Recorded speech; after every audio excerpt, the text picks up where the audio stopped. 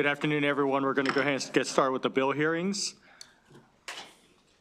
Our first bill is House Bill 66, presented by Delegate Wu, Education, School, Building Energy Usage, and Monthly Report. And we have Senator Casemeyer, who is here for an Interagency Commission of School Construction here for information. Delegate Wu. Thank you, Chair Chang. Good afternoon. Good afternoon. And Chair Chang and the distinguished members of Appropriations Committee. For the record, I'm Delegate Cha Wu. I have my panelists here for information, and from IAC, Alex. And I'm representing District 9A. Today, I'm presenting Bill HB 66, and respectfully request your favorable report. This bill does not have a physical impact, and in fact, will result in long-term savings for school system by improving energy management and extending the lifespan of school buildings. This legislation stemmed from discussion with Howard County Task Force 1450. Many school systems, including Howard County Public School System, are grappling with deferred maintenance challenges. Last year, the Howard County delegation passed the legislation to establish a task force, bringing together stakeholders to address this issue. During one task force meeting, we focused on reducing construction and maintenance costs. The use of fabricated materials was raised, which led to further dialogue with the IAC. I'd like to share experience from my time as a member of Howard County Board of Education. During a particularly challenging budget meeting, we worked tirelessly to identify savings. I proposed adjusting building temperatures by 1 degree lower in winter and 1 degree higher in summer. This simple adjustment measure saved the school system approximately $1 million annually, preserving more than 10 teaching positions in that budget cycle. Many of us probably encountered a particular experience, especially in a lot of buildings. In the summer, it feels like a freezer. You have to put on coat on, while in the winter, it's so hot sometimes you have to wear a t-shirt. This experience inspired HB 66, which requires school systems to report their energy usage to IAC on a monthly basis. The IAC will then analyze this data to provide recommendations on identifying potential issues, maintaining optimal temperatures in school building, and possibly fixing other issues. Properly heated and cooled buildings can reduce maintenance costs by up to 20% and extend the lifespan of facilities by as much as 20% as well.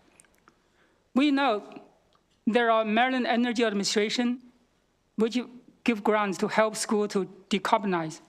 This is not about green energy directly either. This is something different. The bill does not cost any more money, nor does it involve school construction at all.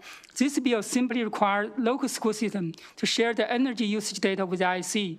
This bill will hold school systems accountable on their energy usage to make sure their energy usage is efficient and has minimal waste.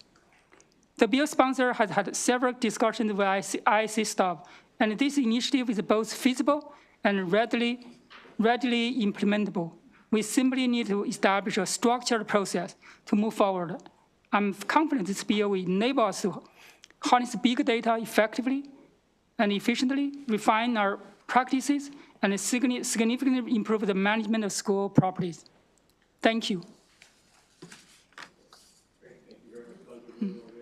From the committee for the bill sponsor.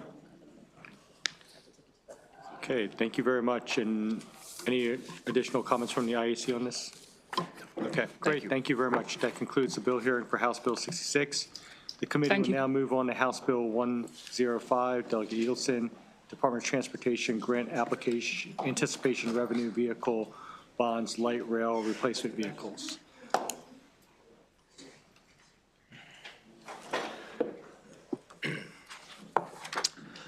Good afternoon, Mr. Vice Chair, colleagues. For the record, Delegate Mark Edelson here in support of House Bill 105.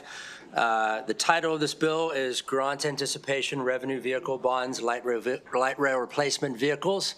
It's a mouthful. Essentially, what we're trying to do here, if I give you a little walk down memory lane, back in 2007, we authorized MDOT to issue Garvey bonds. These are basically bonds that we issue, and the debt reservice is paid by future federal money. That's formula funds that we know we're getting. We did it first back in 2007 for the ICC. At that time, we authorized $750 million as the cap on the bond issuance. In 2023, with SB 24, which ultimately was codified at Chapter 455, we expanded the authority of MDOT up to $1 billion as the cap, and we had a list of prescribed projects that could be used for Garvey funding. This year, in the CTP, we have the light rail modernization and overhaul project in Baltimore City.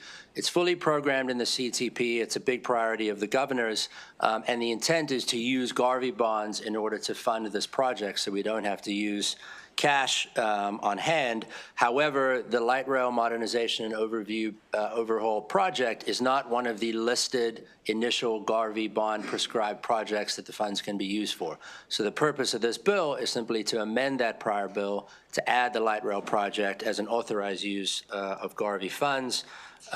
It's using, as I said, it's bonds that we issue and the debt service is paid off by future federal aid that we know we're getting. It's formula money. This will include the light rail project. It's programmed in the CTP, and so we have to do it. There was a letter of support with amendments from MDOT. And the amendment simply conforms the language of this bill to the language that's already in the BRFA that basically says the funds cannot only be used for the light rail vehicles themselves. It can be used for the whole overhaul of the project, which is something I completely agree with. So we will be doing a minor amendment to change that language. That's it. As wonky as it gets. Happy to take any questions. Great. Thank you very much, Delegate Edelson, for presenting the bill. Are there any questions from members of the committee on this bill? Great, thank you very much. That concludes the bill hearing for House Bill 105. The committee will now move on to House Bill 43, presented by Delegate Lewis, Federally Qualified Health Centers Grant Program Acquisition of Land.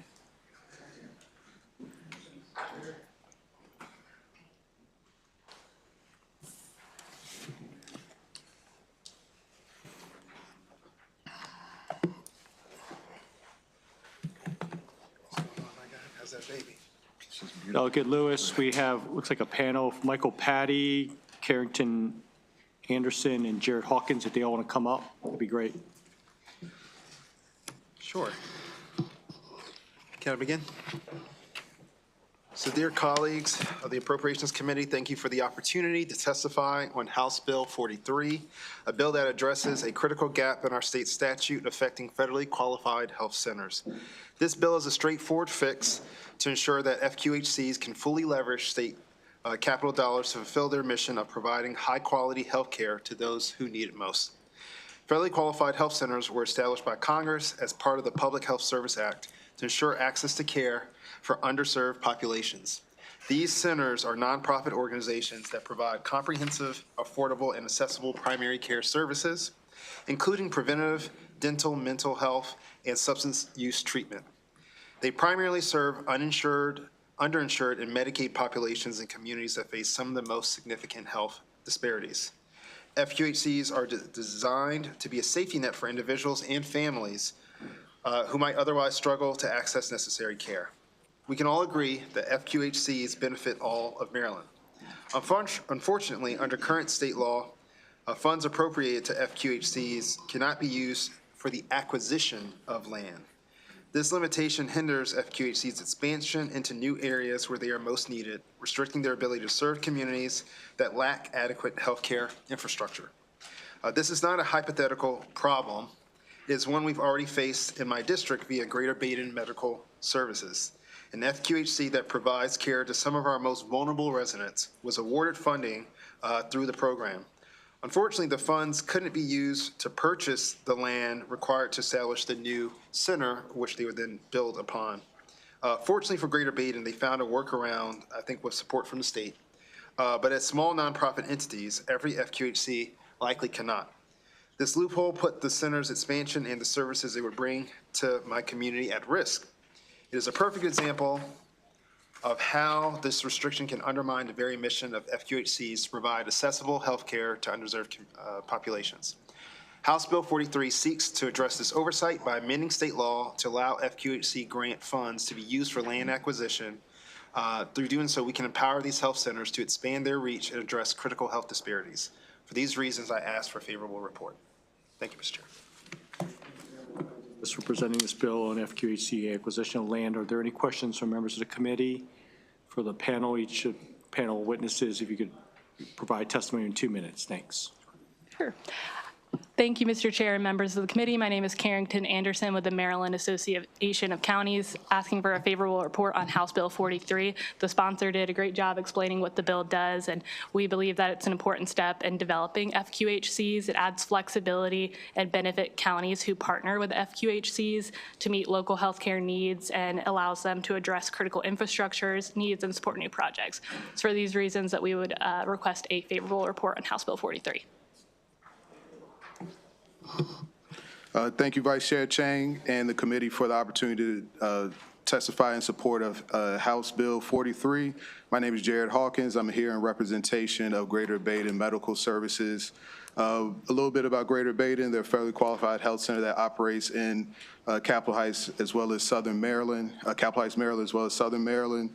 Currently, they see about 12,000 patients per year within Capitol Heights. The portion of Maryland that Greater Baden supports has an unmet need of about 67,000 residents. Currently, they're undergoing a capital project that is about $17 million. We're grateful to this committee for the support, the grant support for the project. Once the project is complete, we'll be able to serve 30,000 residents, hire another 20 clinicians to provide a lot of the services that the delegate referenced. So we appreciate the delegate's support in this matter and the committees as well, and we humbly urge a favorable report. Thank you. And Michael Patty here today on behalf of the Maryland Community Health System, a network of 7 federally qualified health centers around the state with 55 care delivery sites. And we just want to thank Delegate Lewis for putting in House Bill 43, and we'd urge the committee a favorable report. Thank you. The witnesses, are there any questions from members of the committee for the witnesses? Thank you. That concludes the bill hearing for House Bill 43. The committee will now move on to House Bill 205, presented by Delegate Solomon, Employment Standards, Firefighters, Payment of Wages, and Payroll Information.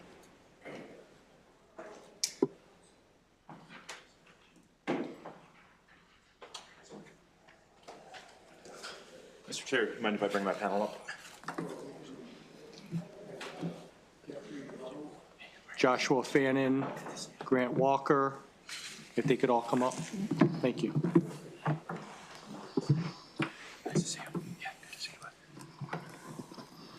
Good afternoon, colleagues. For the record, Delegate Jared Solomon here to present House Bill 205. Before I get into the details of the bill, I wanted to just start off by offering condolences to the family and the friends and the colleagues of Master Firefighter Christopher Higgins, who is a 23-year veteran of Montgomery County firefighting, and he passed away earlier this month in the line of duty. May his memory be a blessing. Thank you all for what you do day in and day out. This is a bill that we heard last year, so I'll try to sort of avoid getting into the minutia. But I just want to start off with sort of the 2 big picture items that this bill addresses. One is kind of a clarity in state law to make sure, frankly, that firefighters get what anybody else who has a job get, is clear information on your wage, your hours, your pay periods, and all of your pay stubs, things that we get at the end of the month as members of the General Assembly and any other job that we work at. There's some ambiguity in the law, so we just want to make sure that that ambiguity is taken away. And again, if there is a problem with that, it's able to be resolved in sort of existing grievance procedures that are currently on the books. The other piece of the bill that frankly is a little bit more controversial and is really the meat of what's here is making sure that we provide essentially a fair and reasonable number of hours that we expect our most at risk, some of our most at risk first responders when they put on their uniform every day. So, typically we know, right, for most of us, 40-hour work week is normal before we get paid overtime. We actually have organized labor to thank for the creation of the 40-hour work week, something that we, just kind of know is common sense for the last century or so. For firefighters, that's actually not the case. So federal law actually sets the sort of threshold for a firefighter work week at 56 hours. Anything below that, states can do on their own. And in most jurisdictions in the state of Maryland, 42 is sort of the norm. But there's a handful of jurisdictions, 4 in particular, where that's not the case, where firefighters can work anywhere up to 48 hours in a 7-day period before they are considered eligible for overtime. And so what our bill would do is essentially take the standard that, frankly, we think is the least, the bare minimum that we should be requiring for our career firefighters. This would not apply to volunteers. And so many of the jurisdictions that you all represent actually do not have professional firefighters in their employ. But what this would do is say, you know what, 42 hours is, again, the minimum of what we should be doing. That in most major jurisdictions in the state that have large professional firefighter companies, that is what they have. That's what's in their statute. That's what's in their bargaining. But for the jurisdictions where they're not, and that includes my home jurisdiction, Montgomery, which I have to say is a disappointment, that in Montgomery County, we do not pay our firefighters overtime, again, at 42, when the norm for most first responders, including police, and emergency medical technicians, which ironically are often part of fire companies, is 40. So the big change that I want to point out from the bill that we brought forward last year is, I think we heard loud and clear from jurisdictions that obviously making a change mid-contract would be difficult. So we took that to heart, and this year the bill is prospective. So this will not apply to any currently existing collective bargaining agreement in place as of the effective date of the bill, which would be October 1st, if passed, of 2025. So one of the things we heard from jurisdictions, and you may still hear from the opposition testimony, is this is going to completely scramble how we do things.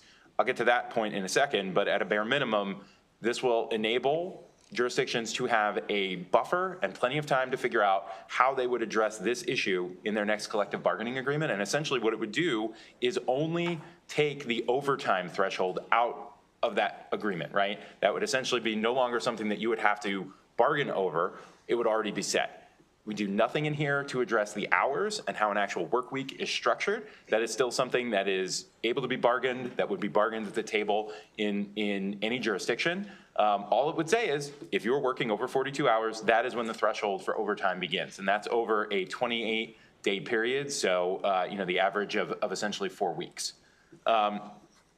Before I turn it over to the panel, there are just a couple of other pieces in the opposition testimony that you'll see that I wanted to touch on. I mentioned, again, nothing to existing contracts, which gives plenty of buffer time. Again, nothing on hours of work, which I think you see repeated over and over and over again. This is just about the threshold for overtime. And there's also sort of an argument here that, well, this is the General Assembly overreaching. We did our research in advance of last year's bill hearing, and we found, just when you look at first responders, there's at least 3 examples in the last 5 years where the General Assembly has sort of imposed, frankly, what we think is good policy on local jurisdictions, particularly with first responders. There's plenty of other instances where, we have taken issues that may have been something that could have been collective bargained, and we made the decision as the state legislature to set that policy statewide. And so again, what we're doing here is saying we believe 42 hours should be the bare minimum for folks that put their lives on the line every single day to make sure that you are going to get overtime. Again, we're not going to tell a jurisdiction how they set up their work schedule. We're not going to tell a jurisdiction what the hours work should be, just that if you have over 42, that's when you hit the overtime threshold. The last point I'll make is, there's been a lot of conversation over the last couple of years about the shortage of firefighters that we have in the state. And one of the top issues that was repeated over and over and over in surveys and information that was provided to the work group that looked into this was conditions, quality of life, and compensation, all of which directly impacted by the 42-hour work week threshold that we're trying to set here. So with that, I would urge a favorable report, and happy to take questions and pass it over to my panel. Sure. Good afternoon, Mr. Chairman. Jeff Buttle, President of the Professional Firefighters of Maryland. We represent approximately 10,000 active and retired career firefighters and paramedics that proudly serve throughout the state of Maryland. We are here in support of this bill today. I think the delegate did a very good job presenting the bill, so I won't be repetitive with some of his talking points. But just to note on some of the other provisions of the bill, on the payroll information, we've heard that, firefighters don't know what they are getting paid. Actually not. The employers right now do a very poor job outside of day one telling you what you get paid as you progress up through promotions and through our various pay scales to the different steps. They do actually a very poor job. And of course, if you're going to enforce an overtime provision, a firefighter would have to know what it is that they're getting paid in order to know if the employer is complying with the law. But really what the essence of this bill is asking the General Assembly and the state to set a standard so that the overtime threshold is the same for firefighters everywhere, and that it's not different from county to county or jurisdiction to jurisdiction. And just to note, the delegate noted that there was a few counties that don't actually meet the 42-hour overtime threshold now. And just so that everybody knows who they are, it's Montgomery, Howard, Frederick, and although not a county, Baltimore City is the fourth jurisdiction, to be clear who we're talking about. So it's a very small percentage of the jurisdictions that don't currently meet this standard anyway. But we just feel as though that the firefighters across the state should all be treated equally and fairly, and that's what this bill does. So with that, I encourage a favorable consideration by the committee. Thank you. Good afternoon, Chair Barnes, Vice Chair Chang, and the esteemed members of this committee. My name is Grant Walker. I'm the first district representative for the Professional Firefighters of Maryland, representing Howard, Montgomery, Prince George's, Charles, Calvert, and St. Mary's County.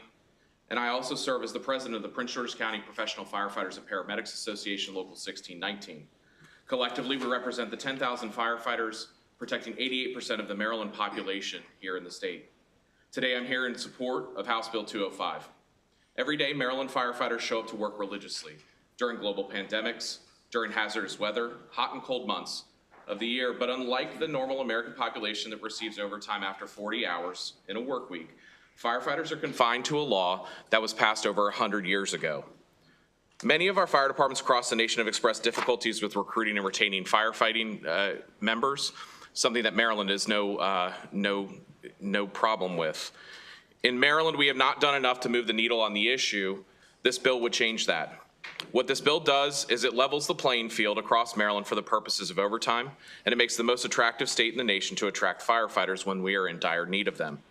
What this bill does not do is mandate a schedule change or dictate how local jurisdictions run their fire departments. If you were to enact this bill today, you would see zero discernible change in the delivery of service that your communities receive. However, it would ensure that firefighters in Maryland are compensated fairly for the extra hours that they are working outside their normally scheduled hours. With that, I ask for a favorable report of House Bill 205. Thank you. Thank you, Mr. Chair, members of the committee. My name is Josh Fannin. I'm the president of Baltimore Fire Officers, Local 964. I am in one of the jurisdictions where we were on a 42-hour work week for 25 years until, as unfortunately happens, if there isn't a threshold that is met at the state level, they realize that the federal law allows them to make us work longer and longer hours a week. And that was exploited, and it's continually exploited every year. Those hours keep going up. We are the busiest jurisdiction in the state. We have the most calls, the most fires, and it just isn't a fair way to operate. And we're asking for this body to be the first of a lot of legislators down here to make a public policy decision and say, this is wrong. Firefighters deserve to be treated just as everybody else, especially when we're working alongside law enforcement officers that work a 40-hour work week, paramedics that work a 40-hour work week, EMTs that work a 40-hour work week. The arguments against this is only that we want to make them work longer so that it's cheaper for us. But that's not an acceptable argument that's been determined by Congress or this body when it comes to every other kind of employment that there is out there.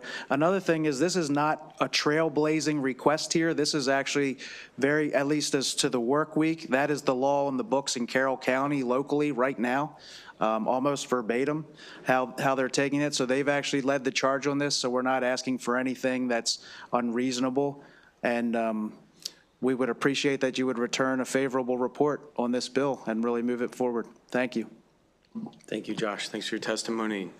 Thanks for your service, all three of you, and good to see some great friends up there and Solomon. So.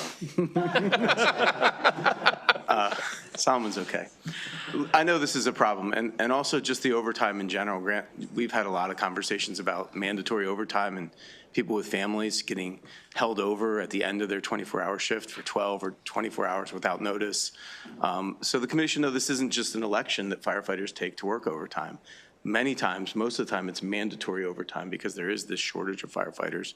And I do think if firefighters are going to be made to work overtime, they should be compensated fairly. So a lot of ins and outs on the bills, but thank you for bringing it, Delegate Solomon. Questions for the panel? Delegate? Yeah, why aren't you asking for 40 hours instead of 42? I mean, everybody else, in the country, operates off a 40-hour work week.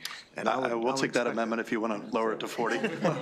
No, but I'm just curious as to why. Is it because of the 24-hour shifts? Or? It has to do with 24-hour shifts. It's just how the shifts break down. Most fire departments work in a 24-hour shift. And so depending on schedule, it's just how the math works, quite frankly. Prince George's County has been doing this schedule and doing this overtime modality for over 40 years. We put our schedule in place, years ago, and this doesn't mandate any sort of schedule change, but Prince George's County already has these things and protections in our collective bargaining agreement, but our neighboring jurisdictions do not have those same thresholds, and unfortunately, they suffer for it. May I also respond to that? Just for your information, it's funny that you say that because when we talk to legislators, that's what we get back as feedback most often. Why not 40 hours, which is a great question. And just for your information, state firefighters at BWI and other places, they are on a 40-hour work week. They've already achieved that at the state level. And the real reason was we decided that this was the least disruptive for the most jurisdictions in the state. It narrowed it down to the ones who just haven't caught up to where everybody else is. Yeah. Well, I've been an employer for 40 years, and, I always at 40 hours I have to pay overtime, so I'd say you guys are certainly, deserving of that. So. To me, it's kind of indicative of you all trying to give us a reasonable bill that doesn't totally overturn the apple cart, but also makes progress for your members. So. Thank you for that. Other questions? Delegate Edelson. Thank you, Mr. Chair. Actually had the same question as my colleagues. So I'll just say thank you so much, all of you, for the work that you do for Marylanders. And thanks for being so reasonable, and I'm happy to support the bill. Thanks for bringing it, Delegate Solomon.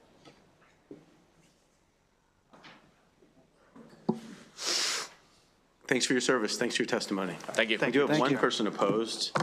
The loyal opposition, Mako. Come on up, Mako.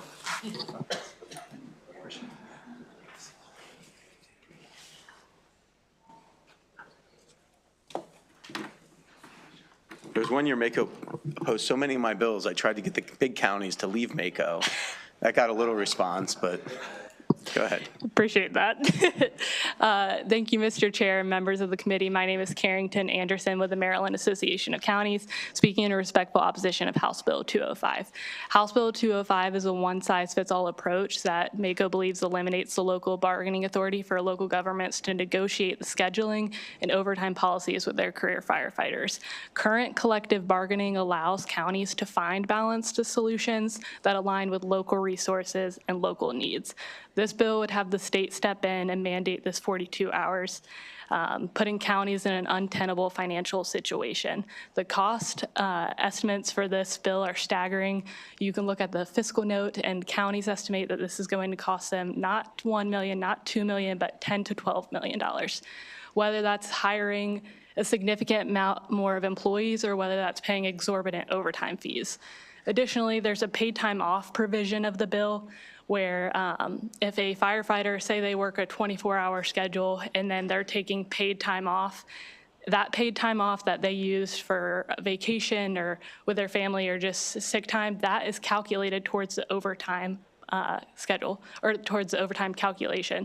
That is unsustainable for counties and, again, very expensive, especially when counties are trying to figure out how to pay for the blueprint and things like that. Overtime is paid for on hours worked, not paid time off. So it is for these reasons I would respectfully ask for an unfavorable report on House Bill 205. Mako. Delegate McComas. Thank you, Mr. Chair. Will this have any impact, if you know, to counties that might have a professional as well as volunteer? And how will that work?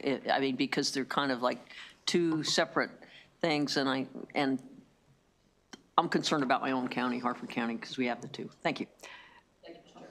Thank you, Delegate. That's a great question, and I'm happy to find out for them if they currently have both. So I can get you an answer on that. Thank you for the question. Let me just ask this. So I understand Mako is concerned about the costs to Yes. counties, but we do have to understand that people deserve to be paid for the work that they do. It's not just dollars and cents, right? I mean, if we had a bill in here that said you don't have to pay overtime until you hit 55 hours, which saved the counties $12 million, would that be something you'd be in here supporting as well? Sorry, can you repeat that question? Let's go the opposite direction. Okay. You don't have to pay overtime until it's 55 hours. Now the counties realize the savings. Is that something Mako would be in here supporting? Thank you for the question, Mr. Chair.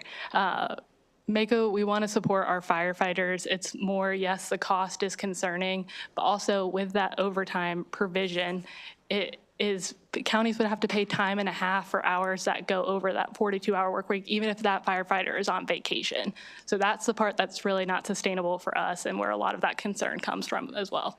Yeah. I'm not going to belabor the point, but these are men and women who are running into buildings on fire, protecting our families, working mandatory overtime.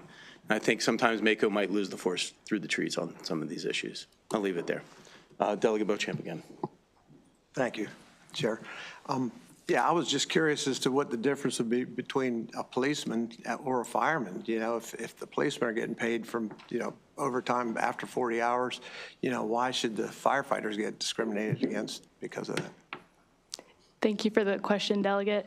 I can't speak specifically for the police officers, but as for the firefighters, they are going to the table and they're bargaining for these things. And it's not just the overtime that they get to negotiate. So that's why I think at that bargaining table that neither of us are at, the counties are trying to find balanced solutions to balance that. Okay. Good to see you. Thank you very much. That concludes the bill hearing. We have next up House Bill 61, Delegate Charcuti, and I think I saw. Yes, if you have a panel, please bring them forward. Josh Feldmark and Sarah Sample, if either of them are at your panel, you can come on up. Right. Thank you. Chair Barnes, Vice Chair Chang, colleagues. For the record, Delegate Lori Charcuti here, respectfully requesting a favorable report on House Bill 61 with some amendments that hopefully you've received. So I'll just start broadly sharing the virtues of canopies over parking lots. So as we're looking to maximize the amount of solar energy that we're producing in the state, canopies are a really important piece to have in that mix. In general, they're being built over already developed lots. And so while we work through issues of siting across the state, which probably this committee has less of, our committee and E&T has more of, but we're really looking at how do we maximize the amount of solar on all our built environments. And when we put solar on lots, we also are able to connect it to EV charging stations. And the solar over top of parking lots has added benefits related to, actually, in times like the snowstorms that we've had recently, it minimizes clearing of those lots as the solar panels sort of direct the snow into certain areas. So it allows some cost savings there as well. Provides shade in the summertime, cooling cars. And so lots of benefits, both directly in terms of the amount of energy that we're able to produce it on built environment, and additional benefits to the schools or other buildings that might have these. So that's kind of broadly the idea. My original goal with the bill was, in the bill that was actually introduced, was the solar ready idea. I think you've probably worked on EV ready and other sort of ready construction. in a lot of cases, if you put in the conduit in the parking lot while the construction's happening, you can minimize then later the cost at some point in the future when you want to build that solar canopy. I've reviewed the concerns and the challenges of the opposition and decided to, and especially with concerns about cost and school construction right now, decided that the streamlined way to achieve some of the same goals that we have without having to customize the solar-ready requirement for different settings, is with an amendment which hopefully you've received, but what it basically does is it strikes most of the bill as it is, and instead it takes the section 5-319 of the Education Code where new construction requires an evaluation of solar technologies, including photovoltaic or solar water heating, and it adds to that parking lot solar canopies. So it puts it as the default to consider it and then explain why it's not being used. And so this way, there's no additional cost unless there's no additional cost required in construction, but it does sort of put it front and center when a new school is being constructed. So I feel like that kind of gets at the goals of putting it front and center in consideration and all the benefits of a solar canopy while addressing some of the concerns that were raised by the opposition. And so I'm here favorable with amendments, hopefully requesting a favorable report with those amendments, which hopefully you have, and I'm happy to take any questions after the rest of my panel has a chance to speak.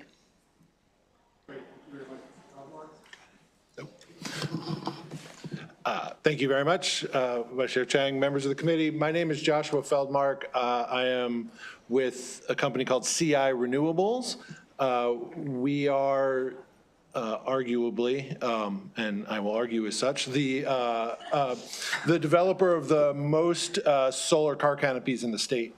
And our specialty is what's called MUSH, which is municipal, university, schools, and hospitals.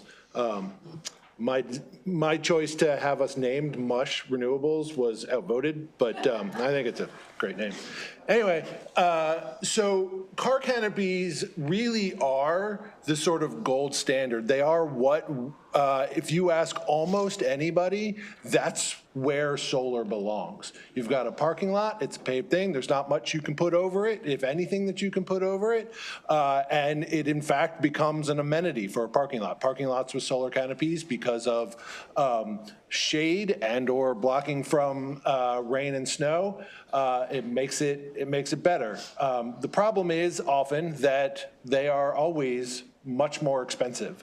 And so it ends up creating power that is would be an increase in power rates. However, if you do what I would call baking it into the cake, if you, as you are starting the process of building or renovating a parking lot, you make the consideration and you go through the process in terms of how you orient, where you put the conduits, all of this stuff, you will dramatically reduce the price. And then we can start building in earnest solar on parking lots where everybody wants them to go anyway. So with that, I urge a favorable report. Very much. And then with Ms. Sample, are you proposing an amendment that the bill sponsor is talking about, or is this? We had proposed that amendment, and she did adopt one of them. We do have a second. Okay. I guess at this time, we'll go ahead and see if there's any questions from members of the committee for the bill sponsor and Mr. Feldmark. Okay, great. Okay. We'll hear from Ms. Sample, 2 minutes All testimony. right. Thank you to the chair and the members of the committee for having me today. My name is Sarah Sample, and I'm here on behalf of the Maryland Association of Counties. And we are here to support with amendments House Bill 61. So this would require underground infrastructure in any of the parking lots that we are renovating or adding to a school. I do very much appreciate that there's the exception for the suitability of the site. That was something that we brought up. And I can say that the sponsor has been very open to keeping this conversation open with us. So even though there is potentially a local mandate that would have certain costs with it, we do think that this has potential to further just access to sustainable energy in our communities, and we think that is a good thing. The only other amendment that we were adding, and we do understand that this amendment is a hurdle, is that we would ask that it only be required if state and federal funding is available to cover the underground infrastructure, the eventual solar canopy, and also the decommissioning of the project. We are under a lot of pressure when it comes to school construction. You've heard from the IAC before we've gotten in here today that the number of projects is far outpacing the resources that are available, both at the state level and the local level. And so that additional local pressure that could come from this is something that's a major concern for us. But like I said, we do want to keep the conversation open. We do appreciate the acceptance of one of those amendments, but we would be favorable with amendments if we can get both of our amendments included. Are there any questions for Ms. Sample? Thank you very much. Thank you, everyone, for testifying on the bill. That concludes the bill hearing for House Bill 61. The committee will now move on to House Bill 157, Delegate Griffith, Education School, Safe Schools Fund Grant Allocations. And Delegate Griffin, if you have a panel. It looks like Clyde Boatwright and Kelly Quinn. Please proceed.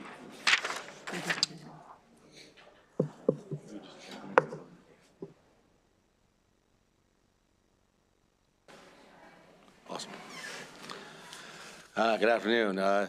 Thank you, Chair Barnes, Vice Chair Chang, and members of the committee. For the record, my name is Delegate Mike Griffith, and I'm requesting a favorable report on HB 157, the Education Safe Schools Fund Grant Allocations Bill, which would allow local education agencies to reapply within the same fiscal year for additional funding for their SRO program from the Safe Schools Fund operated through the Maryland Center for School Safety. All this bill does is allow, and it's a may, not a shall, for LEAs to reapply for a second Safe Schools Fund grant within the same fiscal year after they've expended their first allocation. In order to reapply, the LEAs must demonstrate a need and the discretion to fund the reapplication lies with the Maryland Center for School Safety. So if the LEA demonstrates need, and if there's an additional funding left to award after the first round of allocations, the Maryland Center for School Safety may allow LEAs to reapply within the same fiscal year. In closing, I'd like to share that in this interim, we worked closely with the Maryland Center for School Safety on the appropriate language, and that the consideration for this change was at the suggestion of the Department of Budget Management during this past or the previous legislative session. This bill is also supported by the Public School Superintendents Association of Maryland, as well as Maryland Latinos Unidos. And thank you for your time, and we request a favorable report on HB 157. Good afternoon, Mr. Chair, members of the committee. My name is Clyde Boatwright, and I'm the president of the Maryland State Fraternal Order Police. I actually have a second role as the local president for the Baltimore City School Police Force. So that's a police department that is primarily responsible for the safety and security of schools. We support this legislation brought forth by Delegate Griffith. We think that it's a good opportunity to have more jurisdictions to increase their programs with law enforcement officers, bridging the gap between police officers and the young people that we serve.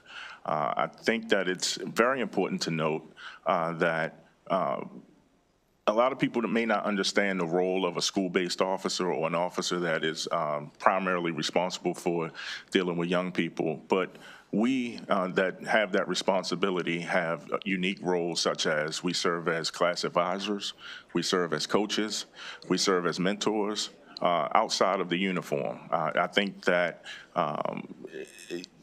if you look at the history of school policing and SRO programs across the country, they have been beneficial in not only just stopping crime and violence, but they also have been important and instrumental in having good, positive relationships with young people. I liken it to some of the responses that I get from some of our young people that are serving here, some people that have come through our schools that are serving as members of the House of Delegates, that have made it to the position of senator, that have had positive relationships with police officers. And so I just want to say that we support this legislation, and we think that it's important to keep bridging the gap. Thank you. Thank you. Firefighters, so I better give some love to my police officers. I was waiting for you to give us some love too. Any questions? Delegate Edelson. Thank you, Mr. Chair. Thank you for bringing the bill. So have there been issues historically in which there was money left over in the fund and schools could have used it but were not able to because there's a prohibition on double dipping, and so this would allow us to utilize resources that would otherwise be left over? That's correct. In the last few years, there's been as much as half the money left over. I think last year was $1.7 million unused. So this is what, again, so not all jurisdictions want to take advantage of this, and with the current ability to withdraw funds from this, we just want this money to go used where the General Assembly made a decision years ago. They wanted this money to be allocated to. And so for like Hartford County, one of the counties I represent, it would mean a potential extra $190,000 a year for Hartford County. And it would be similar numbers for all of our jurisdictions who wish to reapply. So, understood. So there'll be no physical note, just an attempt to use all the funds that we have already allocated. Understood. Thank you, Mr. Chair.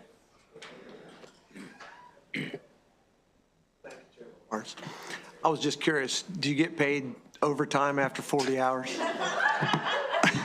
As a labor representative, I'm happy to say we have that in our contract. Thanks.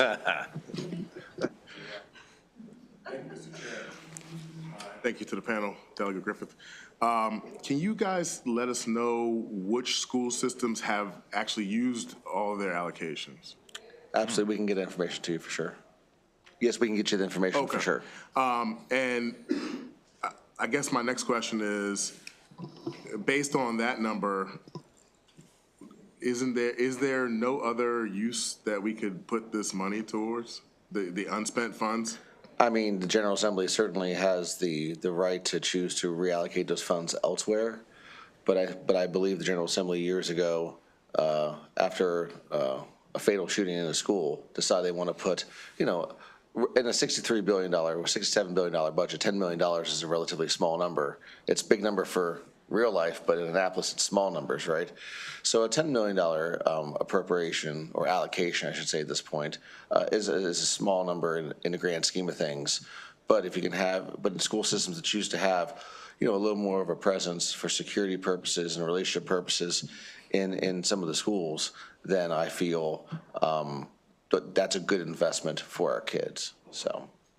Absolutely, and you were talking about the $3.7 million from fiscal '24, and it was more than that in fiscal '23, correct? Yeah, it was, I believe in '22, or 22 was about half the allotment, of the, half the money had not been allocated.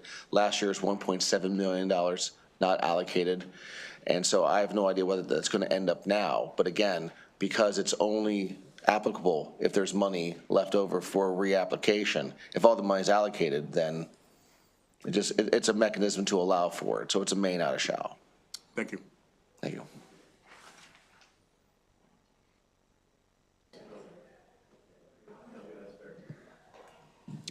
Thank you, Mr. Chair. Appreciate you bringing the bill. Questions, my questions for Mr. Clyde. Mr. Clyde, you had mentioned in your testimony about the positive impacts that school resource officers or police in schools have. Can you respond to reports that we received from the Maryland Department of Education around school-based arrests, particularly the fact that a majority of school-based arrests are for nonviolent infractions, and how does that keep all of our students, and not some, but all of our students safe with the expansion of a program like this? Yeah, so I can speak to that. So the determination of arrest it varies by jurisdiction. When you think of arrest, you think the physical placing of handcuffs on a young person and taking them to a physical facility, but that's not the case in all jurisdictions. An arrest could be just simply a referral to the Department of Juvenile Services for an appropriate program, and so that's counted as an arrest. I live in a time where I've been a police officer for 25 years and spent the last 22 at Baltimore City Schools. And I remember a time when we arrested 1,000 kids, physically arrested 1,000 kids per school year, and we're under 50 per school year now. So the arrests in our jurisdiction have significantly declined because we are not into quantity of arrests, we're into quality of arrests. You mentioned your jurisdiction, but the bill's statewide. So if we're looking at statistics statewide from the Maryland Department of Education, we've seen that a majority of arrests are for non-violent infractions. And understand it's not whether you handcuff the kids or not. This is more so about introducing them to criminal legal system well before they need to be. But that's just one thing. The other thing that I wanted to ask you about in your testimony, you had mentioned that in this program, the officers do a number of things to include mentoring, counseling, et cetera. Would you agree with me that that is something that teachers, counselors, school psychologists can and should be doing, but we don't have enough of them in our schools, which we also hear from the Maryland Department of Education. So we don't have enough of the folks who would be doing what it is that you're describing that law enforcement officers do, in addition to having arrest powers. Then would you agree then that we could shift focus or those funds to those personnel positions? So when we talk about counselors and mentors, kids go to where they are comfortable. And I'm using me as the example. I was selected by a class to be their class advisor. They wanted me to be the class advisor. I was selected by a panel of students to become the basketball coach at my alma mater, where I was the school-based officer. I was selected by the young people, and so young people go where they're comfortable. There's not a fear of police officers in the school setting. In fact, those relationships are really, really good, and I would encourage anyone that may feel that we need to get rid of police officers to talk to the young people, and the young people will tell you that we are having a positive impact on young people. And to be clear, you're talking about your jurisdiction specifically and not the system as a whole, because I could speak to my own jurisdiction of Montgomery County, which would be certainly different to what you're saying, but as a system as a whole, and that's what I'm talking about, because we're not talking about a local bill here, we're talking a bill statewide. Well, to answer your question, as the state president for the Maryland State Fraternal Order Police that represents 20,857 police officers statewide, I can speak on behalf of a statewide that our police officers want this. And Delegate, with respect, this bill has nothing to do with Maryland General Assembly's policy on whether SROs or security in schools is appropriate or not. This is just to allow school systems who choose to use the money the General Assembly has allocated to go back for a second time to allow all that money to be used for its intended purpose. So this bill doesn't really speak to the value of SROs or not. This bill really just is reinforcing the policy decision of the Maryland General Assembly. I appreciate that explanation. I guess what I was getting at is resources that could be used elsewhere. Yeah. Thank you. Thank you. Mr. Chairman, my experience in the 4 counties that I represent are very much exactly how you described. In fact, I was substitute teaching for about 2 years, and so I saw our school resource officers in action. I mean, I would say probably more than 99% of the time, they weren't arresting anyone. More than 99% of the time, they were actually building confidence among all the students in that school that police officers are there for them, and for a lot of different reasons, even if it's just to have a friend there. And I guess my question is, with this particular program, it's not really one size fits all, because there's not a mandate with all 4 LEAs or all 24 LEAs that they have to participate in this program. Is that correct? Where it's completely optional already? This entire program is optional, and even what my bill would do would allow a jurisdiction to reapply if there's additional funds remaining and they've exhausted their funds. It's a may.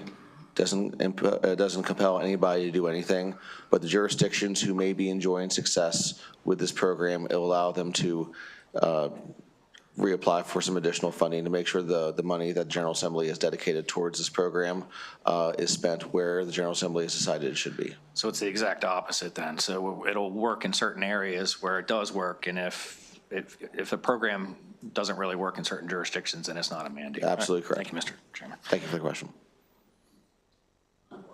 Briefly, Delegate Griffith, you've been very involved with the SRO program, and I know last year, although it's a different bill, but it's still kind of the general principle.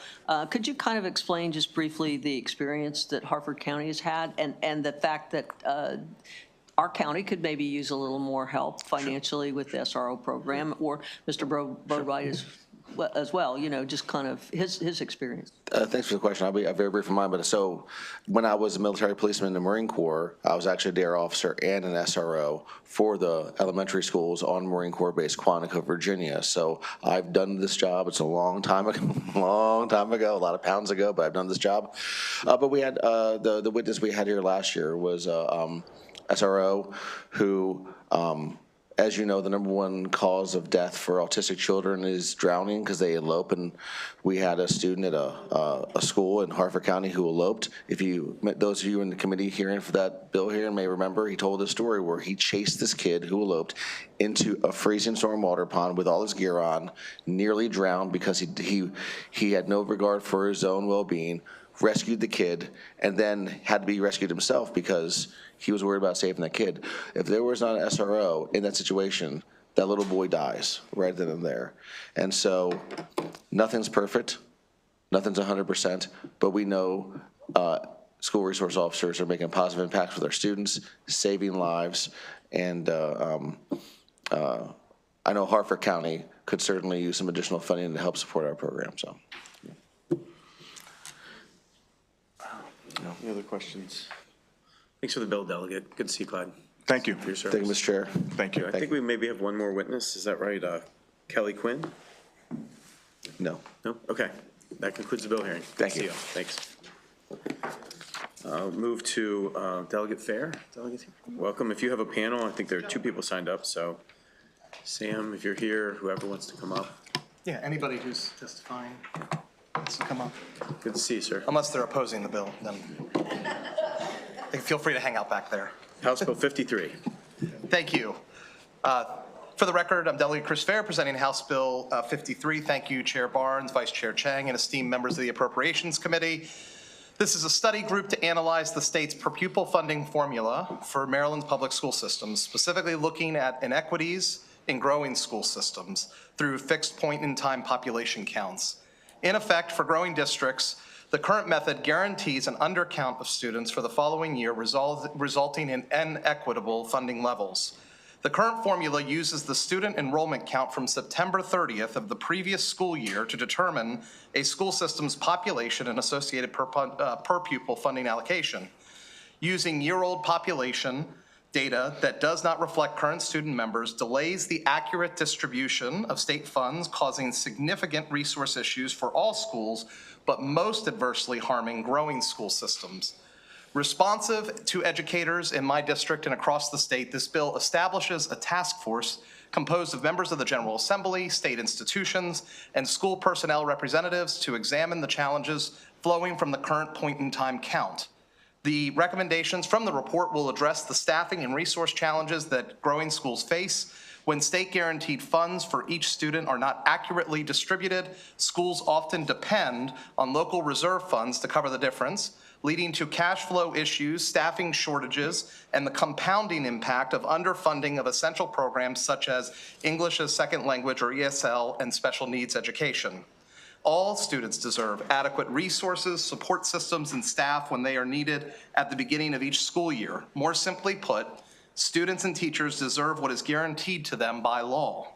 By addressing school challenges due to growth in their student populations and ensuring that their associated needs are met promptly, the task force insights will lead to a more equitable and efficient distribution of funds rather than the current method, which leaves some school systems and their students without the resources to teach, learn, and meet the demands placed on them. I urge the Appropriations Committee to take this step towards ensuring resource equity by studying how to best equip schools and their students with the necessary funding to support their future and Maryland's future. I respectfully request a favorable report on House Bill 53. Thank you.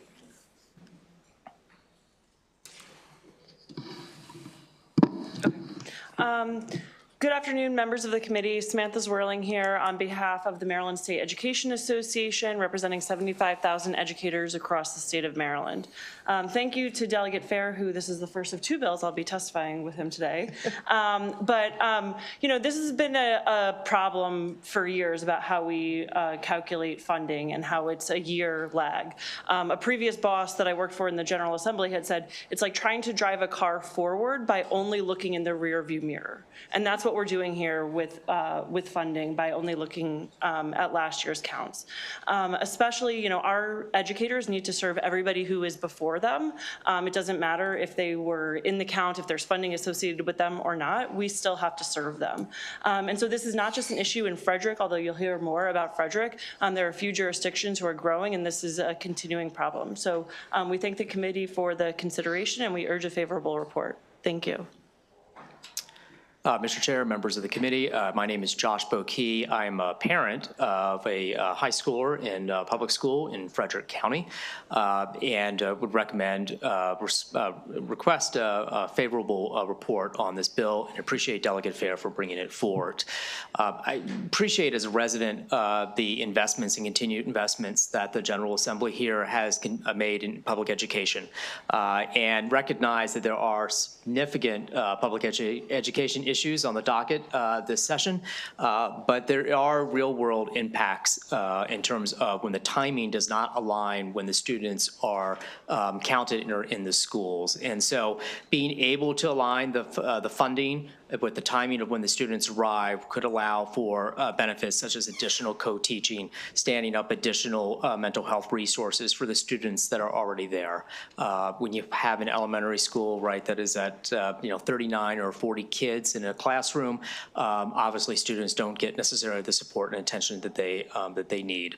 But appreciate the opportunity and the time today. Thank you. Very much to the bill sponsor and witnesses. Are there any questions from members of the committee on this bill? Delegate McComas. Just a real quick question.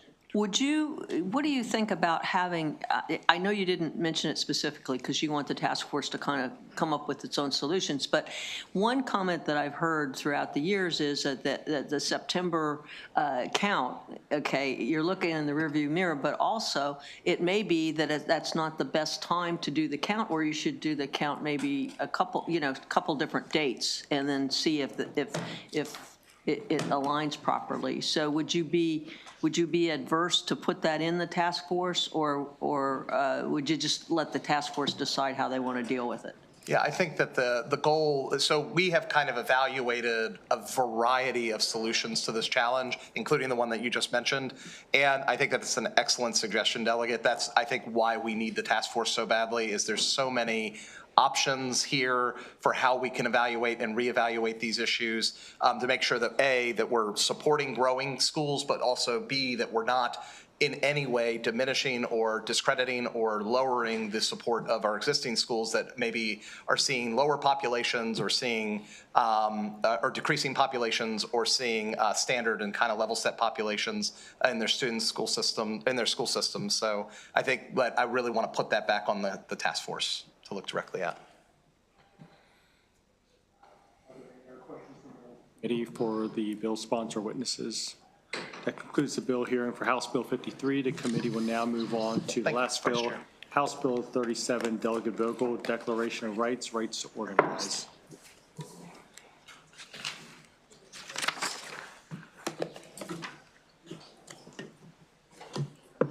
And Delegate Vogel, if you could bring up your panel. Yes, they're coming Ken up right now. Phelps, Jr., Nicole Danielle,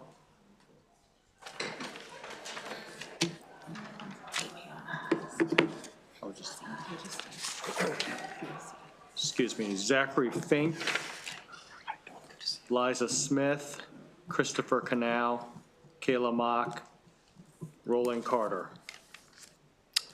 Hello, Mr. Vice Chair, members of the Appropriations Committee. Apologies for my voice. I'm getting over a cold. I'm here with House Bill 37, which seeks to amend the Constitution of the state of Maryland by enshrining the right to organize and join a union in the state of Maryland's Constitution. We know that as we seek to strengthen and grow Maryland's economy, that unions are the foundation of a strong economy and a strong middle class and greater economic mobility for working families. A typical union household has 1.7 times greater wealth as a typical non-union household. And this is a bold idea. It is not a new idea. The state of Illinois just 2 years ago moved to amend their constitution, and that decision was ratified by the voters by a significant margin. With that, I urge a favorable report on House Bill 37. DeWitt, oh, you have 2 minutes for your testimony. Thank you. Hi, my name is Lisa Smith. I'm a member of Montgomery County Democrat Central Committee, represent District 14. But that's not why I'm here. I'm here as a union member. I'm part of Unite Here, Local 25, and I'm also a single mom. And the union has been very positive in my life. I don't remember your name, gentlemen. Oh. But I want to say that after working 8 hours, I get time and a half, and I'm not running into a burning building. They provide us with health benefits, a living wage. Women who are unionized are more likely to earn more, receive better benefits, and greater job security. This bill is vital for empowering women, especially single moms like myself, to secure a fair wage and working condition. So I urge the Appropriation Committee to support Bill H0037 for a fair labor landscape in Maryland. And I also submitted a written testimony as well that I would like everyone to read when they have the chance. Thank you. Good afternoon, Chair, members of the committee. My name is Kayla Mock. I'm here with United Food and Commercial Workers Union Local 400. We represent over 10,000 workers here in Maryland in retail, grocery, healthcare, and cannabis. I started out on the shop floor. I had 12 years before I came out with the local. I worked at Giant, and we were a unionized store, and I really took my union contract for granted. And when I came out and started organizing, I was a little bit appalled at the things that workers have to go through in order to organize. The first is that not all workers are guaranteed the right to organize. So they hit that roadblock. Even if they want a union, they cannot have it under the law. The second is that when workers decide to organize, they face a litany of things, retaliation, firing. But this bill really seeks to address the first issue, and that is that all workers deserve the right to organize. We really appreciate the effort and the legislation that's been brought and introduced in advance here in Maryland to protect the least vulnerable amongst us. And now is the opportunity for Maryland voters to figure out, if they want to protect Maryland workers and give them the right to organize. Our workers carried us through a deadly pandemic. They were on the front lines. We hailed them as heroes. We should be inevitably grateful for what they have done here. And that means giving them, all workers, the right to organize. Good afternoon, Chairman and fellow members of the Appropriations Committee. Thank you for inviting me here to share the IBEW's perspective on the subject of today's hearing. Strengthening labor protections on the state level is critically important, especially now as federal workers and labor policies on the national level are under threat by the new administration. My name is Roland Carter. I'm a proud 26-year member of IBEW Local 70. I joined as a groundman, and today I am an organizer for the International Brotherhood of Electrical Workers. I'm an international representative. I represent the state of Maryland and other states in this jurisdiction. I found my home on the utility construction side, maintaining and building the vast network of transmission lines that supply power to every corner of the United States. I can't tell you how gratifying it is to watch a giant line of towers up and bolster the grid, and I'm a part of something bigger. And increasing opportunities for people like me is what the IBEW is all about. An IBEW career sustains families, anchors communities, and contributes to a healthy local and regional economy. In some sectors and workplaces, that's vanishingly hard to find. And that's why this hearing is so important. And my last thing that I need to say, because I have a lot to say here, the right to bargain. As you probably know, the fundamental right to organize and collectively bargain has been steadily undermined in recent decades. As a result, nationally, union membership has dropped from 20% in 1983 to 10% in 2023. Income equality has reached levels not seen since the Great Depression. Statement. Okay, I'm done. You can just summarize it if you finish. All right, I'm almost done. Sure, go ahead. The collective strength of workers to negotiate for better pay and benefits has eroded, but nearly half of all non-union workers, more than 60 million people, would join a union today if given the chance. A worker covered by a union contract earns more than 11% more in wages than a peer with similar education, occupation, and experience in non-union workplace in the same sector. Thank you. Great, thank you very much. Are there any questions from members of the committee for the bill sponsor of this panel? Okay, thank you. We also have Zachary Frink.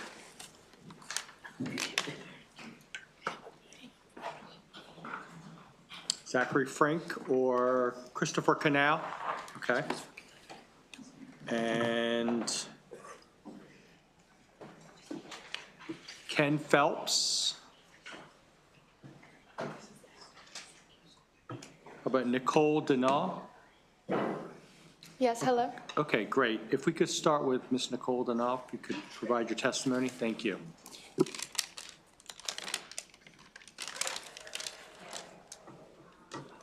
Good afternoon. I'm Nico Deneau, and today I'd like to share my experience as a worker and a union organizer. I've been working since 14 years old, and I wish I had known more about labor unions before my recent job where my colleagues and I formed a union. While I'm grateful for our experience and our right to organize, we faced little protection, and our employers were able to retaliate against us with no repercussions. Although we filed numerous unfair labor practices, including unfair terminations and union discrimination, we've seen little action due to restraint or resistance of union support.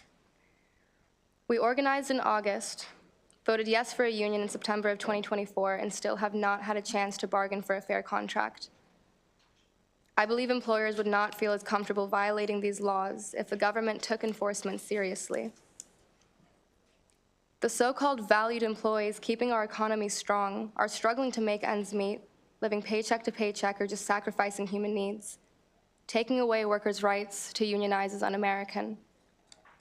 Today we have a chance to pass a bill that has been outdated for far too long. The PRO Act as proposed will be a great step in creating more equitable conditions for working class people. Thank you. Mr. Chair, members of the committee, my name is Christopher Cano. I'm the Political and Legislative Director for SEIU Local 500, and I'm here today to represent the over 23,000 workers in this state who care for the Marylanders from cradle to career. Our members stand firm in their commitment to advancing fairness, justice, and dignity in the workplace, and for years we have witnessed firsthand the critical role that collective bargaining plays in improving working conditions, securing fair wages, and ensuring workers have a voice in the decisions that affect their livelihoods. The right to organize and collectively negotiate terms of employment is foundational to our democracy and essential for protection of worker rights. And yet it seems that each year we're having to come before this assembly to plead the case as to why one group of workers deserves collective bargaining rights, and piecemealing enfranchisement of rights is not just obtuse, it's bad policy. The constitutional amendment will enshrine Maryland's Constitution to guarantee every worker, regardless of industry or job type, that they can organize, negotiate, and advocate for their interests without fear of retaliation or discrimination. It provides legal protections for workers to engage in collective bargaining, ensuring that working people have the tools they need to advocate for themselves and their families. We believe that this amendment would not only affirm Maryland's commitment to fairness, equality, and worker dignity, but will also ensure that the voice of working people remains central to the policies that affect them. The passage of this bill shows more than just your leadership to be bold in moving forward towards building a stronger and more just Maryland for all. And if you have doubts, if you feel like this body doesn't have the expertise or the political will to make such robust progress, then allow the people of this state, your constituents, to decide at the ballot box. Marylanders are among the best of us in this nation, and they will make their voices heard. You just need to take this first step. On behalf of SEIU Local 500 and our members, we urge this committee to advance this issue to the voters and provide a favorable committee report. Be bold in your leadership and ensure every worker in Maryland has the right to collectively bargain for a better future. Thank you for your time. Great. Thank you very much for the testimonies. Are there any questions from members of the committee for these witnesses. Thank you very much. And we have testimonies on the unfavorables. We have Marcus Jackson with the Associated Builders and Contractors, and also we have Carrington Anderson with the Maryland Association of Counties. If you both could provide testimony in 2 minutes, appreciate it. Thank you.